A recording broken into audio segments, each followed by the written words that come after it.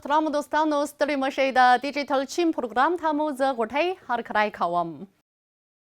د چین د دولتي شورا مطبوعاتي دفتر څو ورځې مخکې د چین د اقتصاد او ټولنې د پرمختګ په باب د 14 کلن په وړاندې د پلي کېدو په بهیر کې د ترلاسه شویو لاسته راوړنو د پېژندلو لپاره مسلسلې خبري ناستې جوړې کړي دي.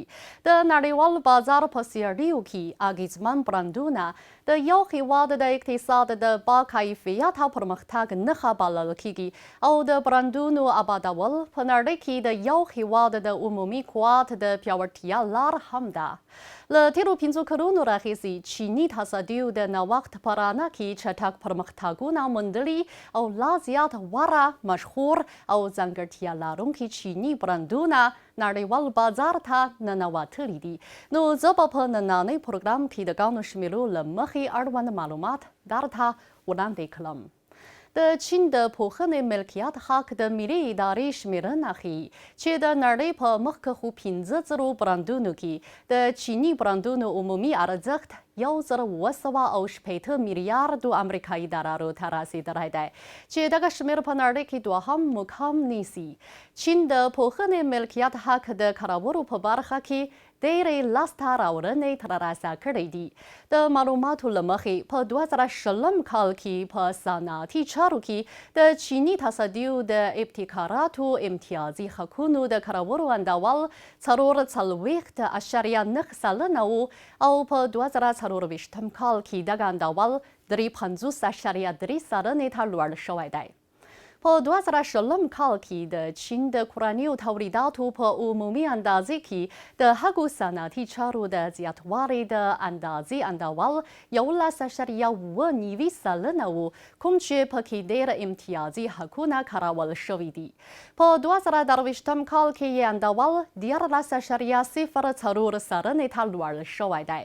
په 2020 کال کې د چین د پوهنې ملکیت حقونو د وارداتو او صادراتو کلنی لګښت 319 میلیارډو او 440 میلیونو یوانه و او په 2024 کال کې یې لګښت 308 میلیارډو او 210 میلیونو یوانو ته رسیدلی دی چې د زیاتوالي منځنی کلنی اندول 5.7 سلنه و. د امتیازي حق د همکارۍ په تړون کې د چین د نړیوالو امتیازي حقونو د غوښتنو د مادرید د نړیوال برانډ په سیستم کې د چین د نړیوالو برانډونو د غوښتنو او د هیګ د بڼې د ډیزاین په سیستم کې د چین د ډیزاینونو د غوښتنو اندازو په جلا جلا توګه د نړۍ مخکښ ځایونه نیولي دي.